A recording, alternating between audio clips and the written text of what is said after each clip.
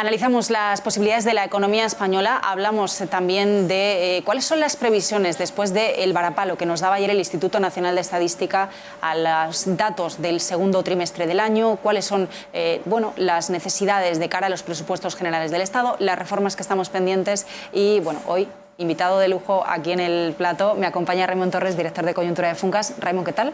Hola, buenas tardes.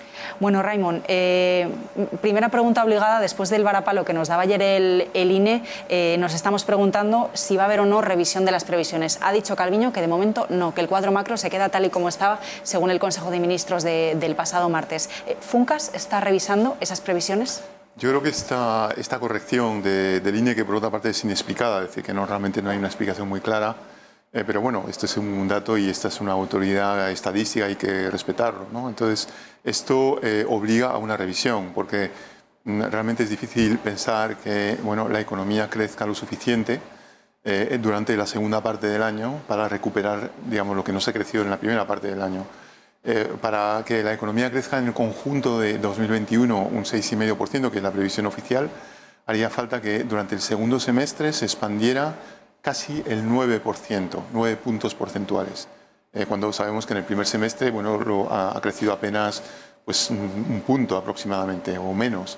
Entonces esto realmente es un cambio de ritmo que es poco verosímil en el contexto actual, un contexto con esa revisión y además marcado también por el encarecimiento de todo tipo de suministros, desde la luz hasta los metales, pasando por los semiconductores, el transporte terrestre, el transporte marítimo, etcétera, y esto resta fuelle a la recuperación. En ese 6,5% que nos daba Calviño para 2021, 7% 2022, recuperar el nivel precrisis antes de que termine el año, pero además del cuadro macro del Gobierno, esta semana veíamos también al Banco de España subir un poquito la previsión al 6,3%, a la OCDE a ese 6,8%. ¿Qué ha sucedido con los datos y sobre todo qué tenemos que tener en cuenta para cuando llegue el INE dentro de un mes y nos dé los datos del tercer trimestre? No es que dude yo del trabajo del INE, ¿no? Pero nos decían, hemos tenido en cuenta nuevos datos, sobre todo que afectan a empresas y pymes, hay que tener en cuenta la comparativa estadística, que es difícil, ¿no?, respecto al año del COVID. Pero claro, yo me pregunto, de cara a los siguientes datos que nos den, ¿los tomamos con pinzas o qué tenemos que tener en cuenta? Además que es el mes que viene, dentro de apenas un mes tendremos el dato del tercer trimestre, el avance, ¿no? Bueno, pues aquí habrá que ver si el INE revisa el segundo trimestre, que también es posible, todo es posible, es decir, revisar otra vez, tal vez después de corregirlo a la baja, corregirlo al alza. Hay una serie de elementos que tal vez no nos ha tenido en cuenta plenamente, sencillamente porque era difícil, no había toda la información disponible para hacerlo. Por ejemplo, las declaraciones de IVA de las pymes no societarias, es decir, la gran mayoría de pymes, pues tal vez esas declaraciones de IVA llegan más tarde y solamente se pueden computar dentro del segundo trimestre con un cierto retraso. Esto es posible que explique en parte esa corrección. Pero en cualquier caso, pues habrá que ver si se revisa el segundo trimestre y sobre todo habrá que ver cuánto rebota el tercero. Yo creo que el tercer trimestre va a ser muy bueno. Tenemos un turismo realmente que va bastante bien, el tirón es mejor de lo que nosotros pensábamos. Tenemos también, por otra parte, indicadores de consumo también que van en el buen sentido, de gasto por tarjetas, etcétera. Tenemos sobre todo datos de empleo, de afiliación, con prácticamente 1 millón de empleos en términos efectivos creados en los últimos 6 o 7 meses. Y esto se tiene que reflejar en algún momento en el PIB y se haría en el tercer trimestre. Entonces habrá que mirar todos esos elementos y habrá que mirar también si se mantiene un punto que yo creo que ha sido positivo dentro de lo difícil que ha sido la pandemia, que se ha mantenido un superávit externo y una contribución positiva del comercio internacional. Entonces, el año pasado, con un turismo desaparecido, todavía tuvimos un superávit de la balanza externa, que es algo realmente muy llamativo y muy positivo y muestra que hay una competitividad en la economía española. Otra cosa que está preocupando es qué ha sucedido con esa caída de la productividad, todo ese balance entre empleo, ocupación, horas trabajadas, que también hablábamos ayer. Decían algunos estudiosos de la cuestión qué pasa porque esto no nos cuadra con las cifras que nos daba la EPA o las cifras de afiliación. Y todo ello en un momento en que tenemos ese debate sobre el salario mínimo interprofesional, subir, no subir. ¿Cómo ves toda esta cuestión en lo que es relativo al empleo? Efectivamente no cuadra con la estimación revisada del INE del segundo trimestre, porque hemos tenido buenos datos de afiliación. y también de horas trabajadas. Entonces, bueno, es que realmente hay algo que no cuadra. Pienso que se debe a un cierto desfase en la llegada de información, pero sobre todo, digamos, con una mirada más larga, yo creo que, bueno, pues el mercado laboral se está recuperando bastante bien, se reincorporan personas que estaban en ERTE o autónomos con prestación. También las empresas van creando empleo, y esto pasa no solamente en España, sino en prácticamente todos los países avanzados. Algunos incluso están conociendo pues casi una escasez de mano de obra. Lo vemos en Reino Unido, en Alemania, por supuesto también en Estados Unidos. Y bueno, aquí estamos lejos todavía de esta situación, porque tenemos un paro muy alto, todavía muy alto, pero bueno, se está creando empleo, ¿no? Entonces yo creo que esto va en la buena dirección, y además esto genera un círculo virtuoso de empleo y consumo, y muestra también que esta pandemia ha sido una crisis muy distinta a todas las anteriores. Realmente lo que ha sido es, digamos, un parón, un cierre de la economía, y en cuanto se recupera, digamos, se abre otra vez la economía, no hay de alguna manera un desajuste en algún sector tan importante que requiere pues, reducciones de plantilla durante un tiempo prolongado. Aquí, bueno, pues sencillamente se abre la economía, y por tanto las empresas que ya instaladas pueden, en su gran mayoría, ya operar otra vez, y entonces pueden contratar y pueden, digamos, por supuesto, responder a la demanda. Mencionabas antes el tema del encarecimiento de los suministros. Estamos viendo todos los días titulares, ¿no?, sobre el precio de la luz, pero no es solo la luz, también es la gasolina, por los precios del gas, por los precios energéticos en general. Si la gasolina se encarecen los costes de traer productos, y eso al final estamos viendo cómo todo está subiendo, ¿no? No sé si tenéis ya estudios, proyecciones sobre de qué manera esto va a impactar, porque tenemos mucha confianza en el consumo. Decía Calviño, me parece, 50.000 millones de ahorro embalsado. Tenemos mucha esperanza en que ese consumo retraído durante la pandemia va a ser parte de lo que impulse, ¿no?, esa demanda nacional y, por tanto, la recuperación. ¿Hasta qué punto podemos hablar de impacto ya de ese encarecimiento de los suministros? Y no solo para las familias, pienso también en una pyme, ¿no?, o en una micropyme, que son parte fundamental de nuestro tejido productivo. Bueno, esto yo creo que es un tema mucho más importante que el SMI, por ejemplo, que realmente el impacto, lo mencionabas antes, va a ser muy pequeño, pero estamos hablando de aproximadamente un 1,5% de incremento de SMI, que no debería perjudicar tampoco la competitividad de las empresas, porque Alemania también ha subido incluso más su SMI, Francia un 1% desde enero. Por tanto, estamos hablando de subidas en prácticamente todos los países que tienen un SMI. Pero en cambio el precio de la luz sí que es algo que es más estructural y vertebra el conjunto del tejido productivo. Nosotros calculamos que podría detraer de esa demanda embalsada, de ese ahorro embalsado, pues prácticamente 8.000 millones de los 50 o 60.000 millones existentes, solamente con el incremento que ya se ha producido. Desde el punto de vista de los consumidores y las familias, pero también las empresas, porque efectivamente en el caso de las empresas el impacto puede ser mayor.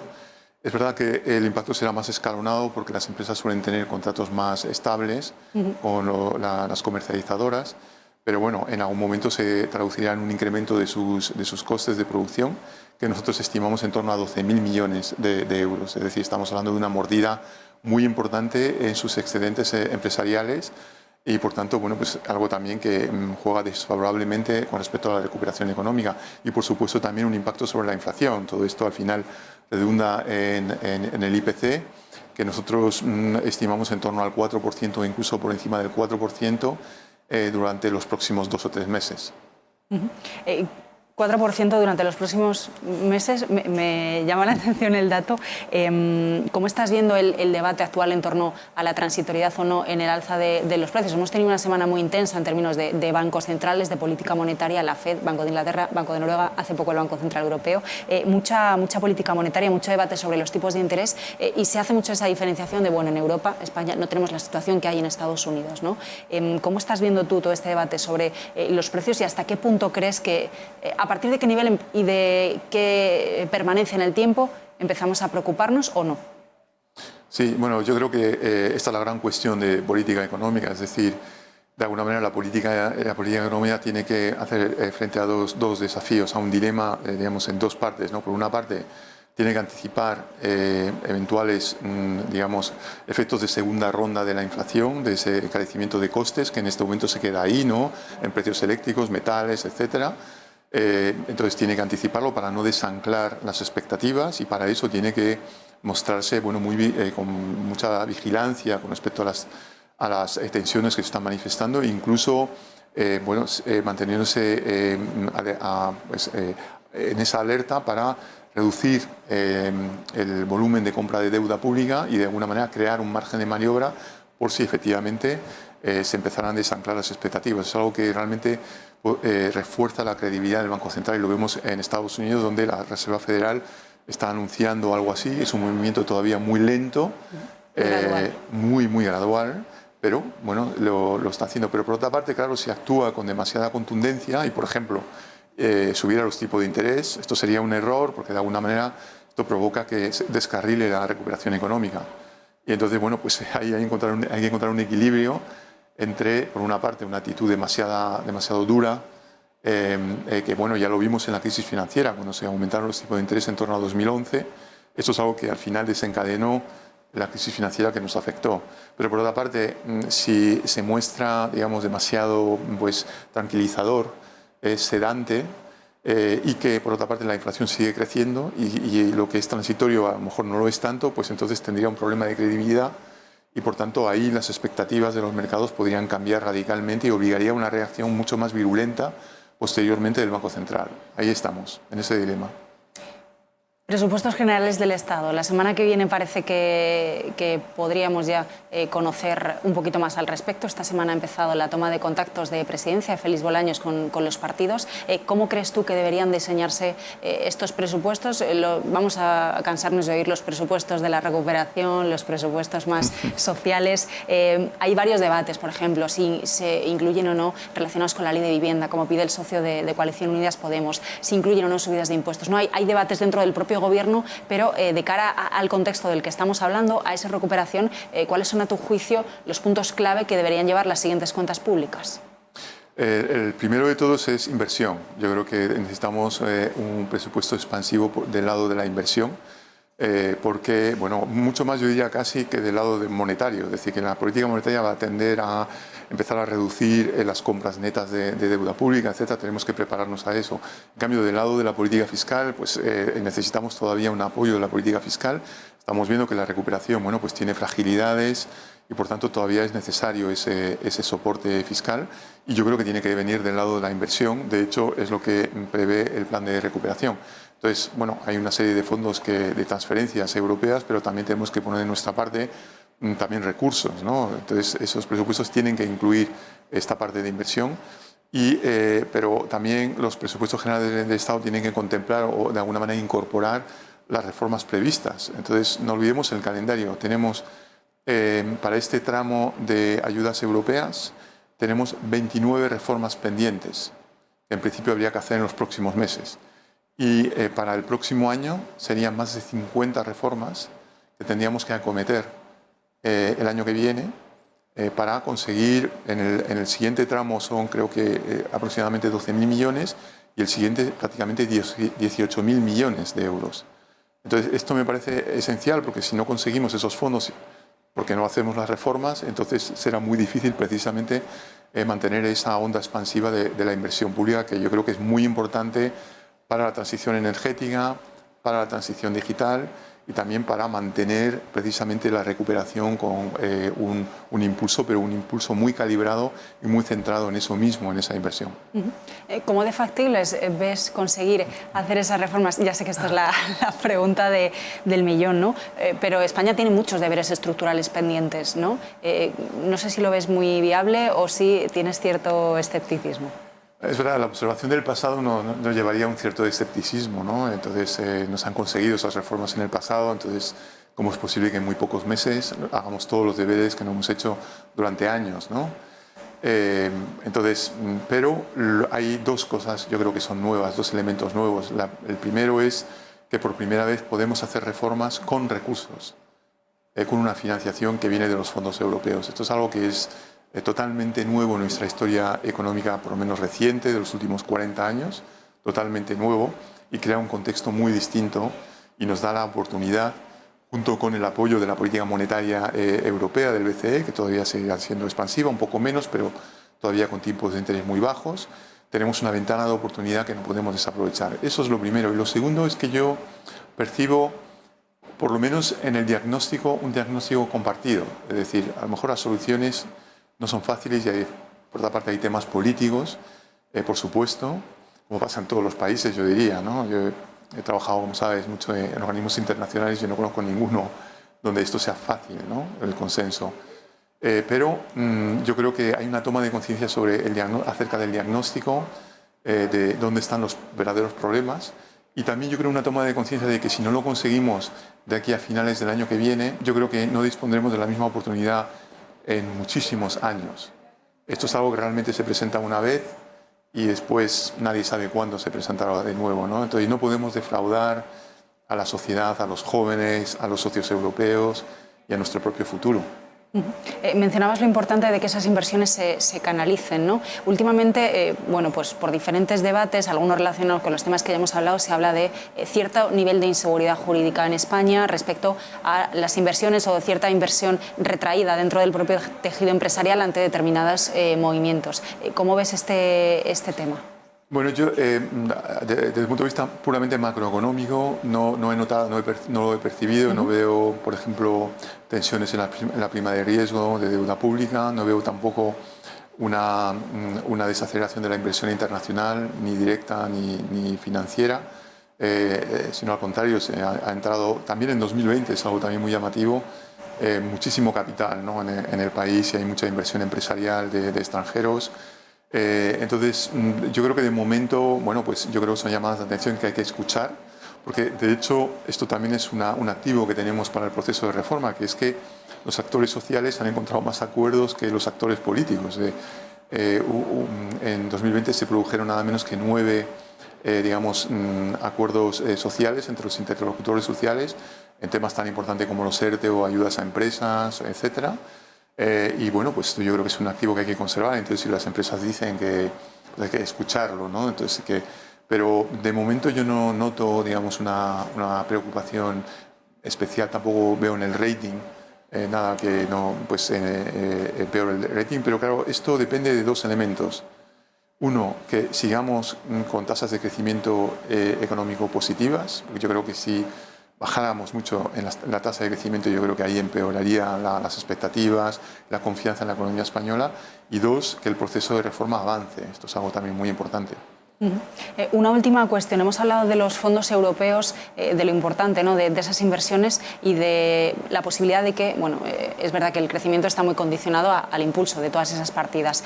¿Hasta qué punto hay o no riesgo respecto a la ejecución, ¿no? Luego real de ese dinero? Hemos pedido ya 9.000 millones, dijo Calviño que se van a pedir 10.000 millones, si no me equivoco, ahora, dentro de unas semanas o meses. En cualquier caso, hay, por ejemplo, empresas que dicen esos 7.000 millones de ayudas directas prometidos no están llegando, no los estamos viendo. Es verdad que, bueno, las cosas de palacio van despacio, ¿no? Por así decirlo. Pero, ¿hasta qué punto estamos fiando demasiado de esos fondos europeos, sobre todo mirando a 2021, donde todavía eso no se está materializando o no se va a ver ejecutado al ritmo que quizá podíamos haber esperado? ¿Qué riesgo real hay de que finalmente eso suceda? Bueno, muy importante, ¿no? Y sería gravísimo si no consiguiéramos ejecutar ese programa de inversiones y también de reformas, como decía antes, ¿no? Yo creo que, bueno, efectivamente está empezando realmente, ¿no? Pues todas las convocatorias y bueno, subastas de fondos. Y esto va a un ritmo efectivamente de palacio, diría, relativamente despacio. Esto me preocupa menos que la calidad de esas subastas o esas adjudicaciones de fondos, ¿no? Yo creo que eso es lo más importante, porque de alguna manera la recuperación se produce, yo diría, de forma espontánea, porque como tú has dicho, pues hay una reserva de ahorro embalsado, está el turismo también, que bueno, todavía hay un margen de crecimiento hasta que recuperemos el nivel anterior a la crisis, y lo recuperamos algún día, pero incluso si nos quedamos un 10% por debajo, todavía hay un margen muy importante. Entonces, yo diría que la economía de mercado ya se está recuperando y además hay tensiones en los costes de producción. Por tanto, yo creo que no es el momento de desembolsar, digamos, recursos muy voluminosos, ¿no? de fondos públicos europeos en este mismo instante. Creo que es mejor mejorar los procesos de adjudicación y la calidad de la selección de los proyectos para que jueguen un papel tractor, ¿no? Que se produzca una adicionalidad, es decir, que se produzcan inversiones que no se hubieran producido sin los fondos europeos, porque si no, no ganamos absolutamente nada. Claro. Si no se produce esa transformación, ¿no?, de la que estamos hablando. Exactamente.